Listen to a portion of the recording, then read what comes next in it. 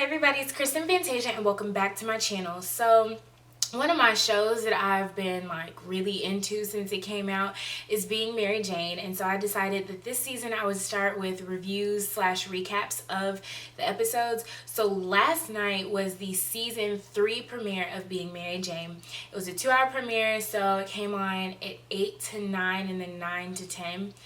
I have it set to record on my DVR, but I couldn't resist myself and I actually ended up watching it live, so I may watch it again. I'm really not sure. But without further ado, let's just go ahead and jump right into this review. Okay, so to truly understand what happens at the beginning of season 3, you kind of have to know what happened in the last episode of season 2. So I'll try to keep that really brief. Long story short, Mary Jane had been dating, Sheldon. Sheldon, the elderly, he's like in his 50s. Good, attractive, successful black man. She had been dating him. Like one night she was at her house and her like house alarm randomly went off or whatever, and she was, scared. So she called him and asked if she could stay over there, and so he allowed her to. So at that point, from when her house alarm went off, she was like staying in his house like every night. And she had like a toothbrush. It was like those little hotel, little tiny basic toothbrushes. And he left one out for her. And so then she used it. She went back the next day. The toothbrush was gone. So she keeps having to get a new toothbrush. Then one day she's just like, hey, like, what's up? Where's my toothbrush? And he kind of explains it to her. And she was like, she starts to walk away. And she's like, no, that's not good enough. So she comes back and she asks him more questions. Basically, Sheldon's like, your toothbrush being here is something, it represents something that I don't agree with. And basically what that was is he doesn't believe in marriage, or he doesn't have a desire to get married. He doesn't have a desire to have kids, which, newsflash, Mary Jane wants children because she tried to freeze her eggs on like national television. I'm assuming it's national. But regardless, she made it public that she was attempting to freeze her eggs, which would then, conclude that she wanted children at some point in life. Anyway, he doesn't want children. He doesn't want to get married. She's like, well, then I don't want to do this. She leaves or whatever. Before that, they kind of been having a couple of issues about David. David came up because his dog died, and apparently the dog is like a huge deal to everyone in David's life. Like the dog, man's best friend. Sheldon had told Mary Jane like to call David and he talked to him, which you consider a casualty, which Mary Jane was basically saying, like, after you break up, not being able to call that person, that's a casualty. It's like a casualty of war. Well, he's like, well, your casualty is going to become our casualty if you don't fix this. And that was before that they decided to call things off.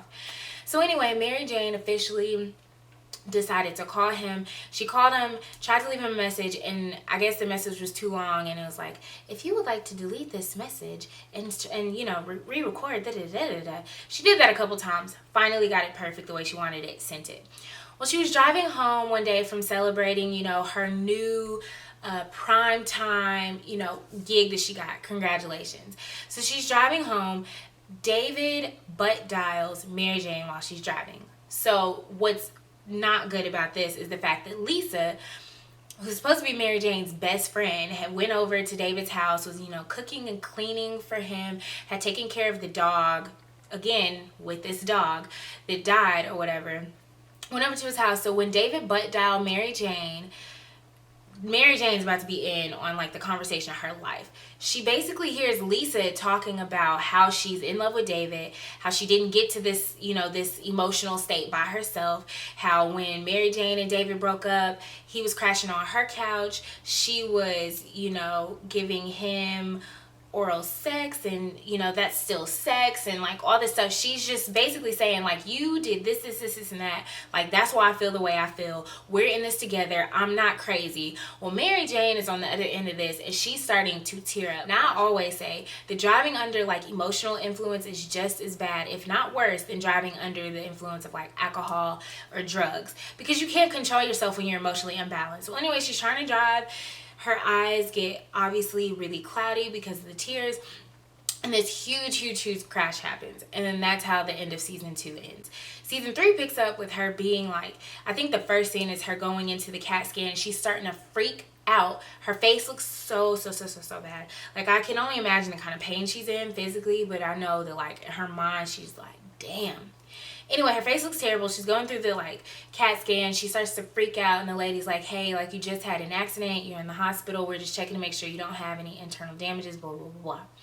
So they take her you know, after she has her scan and she's in the hallway, she runs into David, and she immediately was like, you need to get away from me. She's swinging, she ready to fight. Now girl, she's got out of a wreck, but she's ready to kick this man's butt because he's the reason she crashed ultimately. Like, the stuff that she heard just set her so off balance, she crashed. Like, anyway, so Mary Jane's dad is there and Mary Jane's mom is there, and her dad was like, what's going on? She's asking David. So David's attempting to tell Mary Jane's, you know, dad without straight up telling him what happened. And so reading between the lines, her dad was like, oh, okay. And he hit David with the strongest right hook I've seen on TV in a really long time. Like, it was over. David like fell to the ground. He hit him so hard, and David deserved that. And I feel like in that scene that they showed the love that a father has for his daughter, because he read in between the lines and he immediately went to defend, you know, Mary Jane's honor or whatever. So Lisa, when this is going on, Lisa, she left the hospital real quick, or attempted to. She left the room or whatever. So, you know, Mary Jane's mama is sitting there, and it flashes to Mary Jane. She's in the hospital room. Kara, ride or die, you know, Latino producer for SNC, Talk Back with Mary Jane Paul or whatever, had every mirror or every kind of reflective surface covered up in Mary Jane's hospital room. And she's just like, I just want to see my face. Show me my face. And Kara's like, I don't think you should. Like, we have the best plastic surgeon in the country, you know, on his way to see you, da-da-da-da-da. And Mary Jane finally looked at her face when, you know, when everyone had cleared the room or whatever. And I can only imagine, like, I feel so ungrateful. I cry when I feel like my face is breaking out too much. And most of that I could prevent if I, you know, ate less sugar and drank more water. And it's like, this woman's whole face is distorted, and that's her career. Like, this is her money maker. And I really felt for her in that moment. Well, then it flashes to a screen, and it's like Mary Jane's mom is having this conversation with Lisa. And she's basically, she asked Lisa, you know, like, what's going on? Did you sleep with David? And before, now, granted, now if you've heard Mary Jane's mama talk before, she sounds like my mom, my grandma. Like, when she knows, she don't give you no room to have anything to say. So, you know, Mary Jane's mom is just sitting there, you know, talking, da-da-da-da. And she's like, and I know that, you know, your generation likes to play games, so let me be real specific. Did David put his thing in any hole in your body? The look on Lisa's face was priceless, because I'm sitting here like, yeah, that means in your mouth too, Lisa. So not just real sex, you know, or what people, any place in your body. And then her mom was like, you know, out of all the men in the world, like, you could have any man, and you choose David. Like, you choose a man that you know not only was your best friend dating, it's like family to me, you're like family to us, and you decide that you want to fall in love with him. You want to do things like that with him. Oh, she talked bad to her. She got her phone number and she called it and left a voicemail, because, ooh, Lisa, my feelings would have been dumb hurt. Anyway, let's see what else happened. Oh, this is important. Loretta Devine, girl, you are making my skin crawl in this show. And that's so good, because normally she comes in and she's either like the crazy ditzy kind of person, or she's like a really lovable mother, like in this Christmas, but never a role like this. I've never seen her in a role where she literally, I felt like, if you seen Medea Goes to Jail, the play, when that little girl's daddy was like a pimp, what did Medea call him? What, his suit had him looking like he was from Augusta. That shit so funny. Anyway, but she came off as this really conniving, this really opportunistic, just the kind of person that makes your skin crawl just listening to her talk. Kudos to you, Loretta Devine, because you played the hell out of that role. Well, anyway, Loretta Devine comes in as a woman. Her nickname is Cece. I can't remember her full name right now. Her nickname is Cece. And Cece was also involved in this car accident. So she's talking about how she doesn't have insurance, which, pause, that's a real issue for African Americans in America, is a lack of like health insurance. So what I love about these two episodes in this premiere is that they touch on some really real issues for the Black community. Anyway, so she's talking about how she doesn't have insurance. Well, Mary Jane writes her a $3,000 check. And, Cece's crying. She's in the hospital. Cece's crying. Like, she's happy. She feels really blessed by this. Well, yeah. Next episode comes. Cece has some negotiations with SNC because they want her to sign, like, a non-disclosure agreement or something like that. And they want her to sign a non-disclosure agreement. And they offer her $30,000.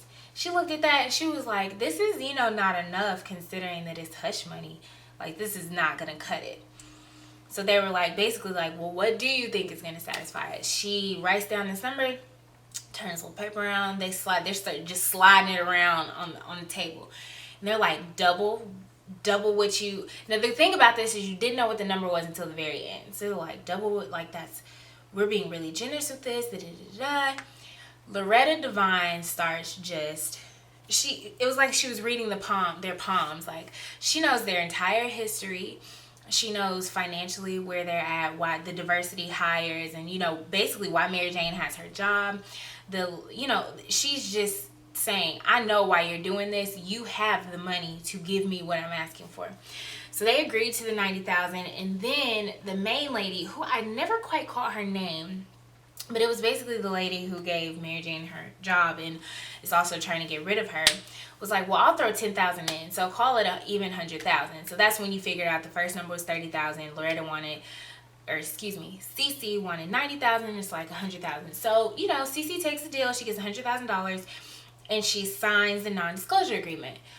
Well, while she's signing the non-disclosure agreement, she signed the non-disclosure agreement, but after having read it, she reveals later that the non-disclosure agreement did not involve Mary Jane Paul. So the fact that she can't, like, sue SNC, she could sue Mary Jane Paul if she so felt, the need to do so. So in the second part of the first episode, Mary Jane Paul's face looks so much better, but I will say that she went from a bloody mess to she looked like Michael Jackson in Thriller when he was turning into the werewolf, and now she looks so much better, so much more like her normal self. Well, Cece ends up finding Mary Jane's still not at work. Cece ends up finding Mary Jane's house and basically comes and she's trying to extort her. She's like, I want $25,000, and she's explaining why she knows she's gonna get it. She knows she's gonna get it because there was alcohol in Mary Jane Paul's system, which they had found out earlier in the episode, and Kara told her she needs to lawyer up or whatever. There's alcohol in her system. That's enough for a lawsuit right there. So she's trying to extort Mary Jane. And I can't say Mary Jane's not having it. She's trying to put up a fight, but ultimately she knows that this woman has leverage. There was this one scene that I really want to hone in on. Okay. So then there's a scene where PJ came to check on his big sister, Mary Jane. And they're having real talk. Like, the kind of real talk that you don't really see on television these days. The kind of real talk that you might think that someone like Tyler Perry wrote. Because it was so real, and it just really gave you insight into the mind of, like, the black man. And he was basically telling his sister, like, cut us off. Like, stop giving him saying, like, as a black man, stop giving us what we want. Like, sometimes I love you is not enough. And some men, you need a man that's going to show up, not a man that's bitch made. And, David doesn't show up. And what is it about him? Mary Jane's basically like I'm a human. Like, I'm created to be touched. And he's like, come on, this can't be about sex. You got to know that everyone is not what he said it so eloquently, just saying that every man is not made to handle a strong, independent black woman, period. And it's like at some point you have to say enough is enough. But I think what was so powerful about that scene is the fact that it came out of the that it came out of the mouth of a black man. Like, any woman can say that. I can say something like that to you, and your best friend can tell you. But to hear it come from a black man, come from the demographic of people that you're acting towards, I thought that was so powerful. Kudos to the writers. I think one of the last scenes was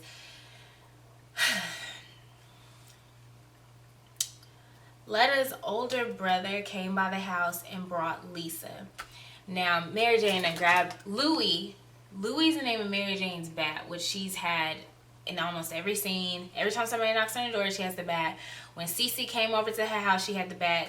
You know, they went to the back to talk in her patio. She still had Louie.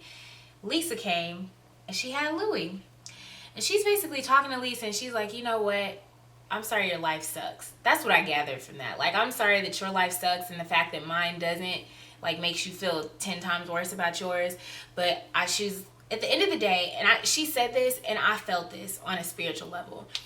Despite everything that happened with her and Lisa, she said, I still love you, but I need time.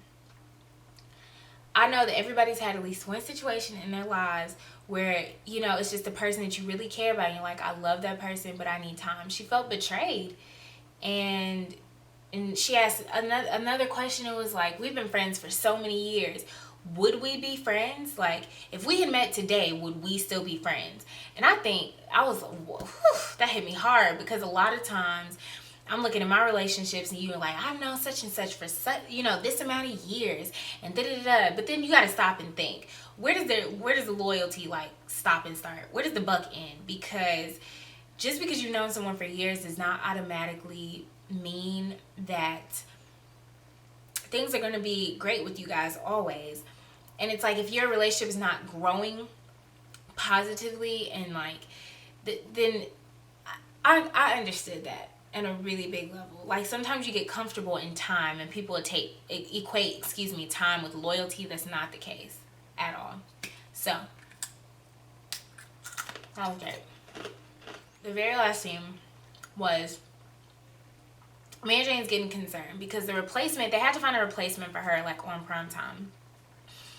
The replacement for her, she's like, well, let's find a legitimate, like, ugly black woman. Basically, Mary Jane wants them to find somebody that she's going to easily replace. So it would be a loss for them not to have her anymore. They end up replacing her with a Latina. She was gorgeous and she did her job well. So towards the end of the scene, she's reading, you know, never read the comments, they say. So as a prominent figure, people are always going to have opinions about you and what you do. If you don't have 100% confidence in what you have going on, one of the worst decisions you can make is reading comments and reading people's, like, opinions about you. Anyway, so she's reading this stuff, and some people are like, oh my God, where's Mary Jane? Like, is she coming back? Did they finally get rid of her? Da, da, da, da, da. And so she get dressed, and they start playing I'm a boss ass.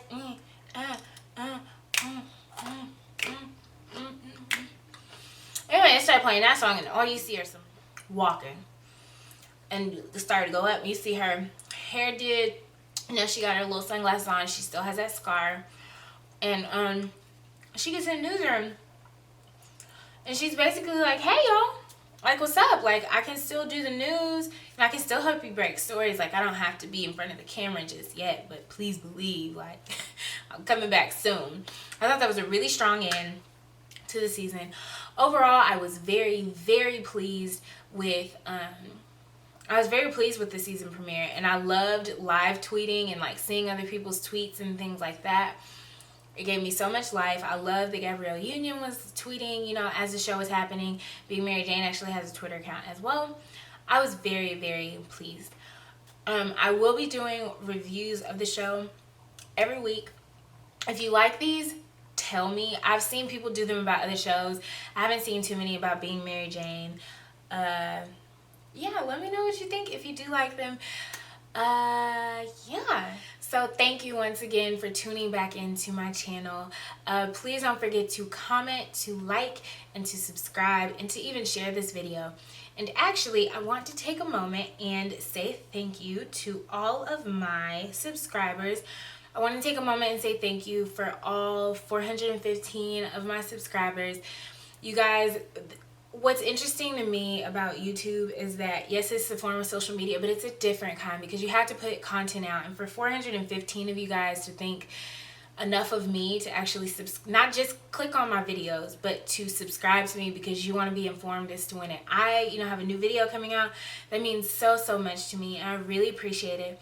I look forward to seeing you guys in my next video. Bye.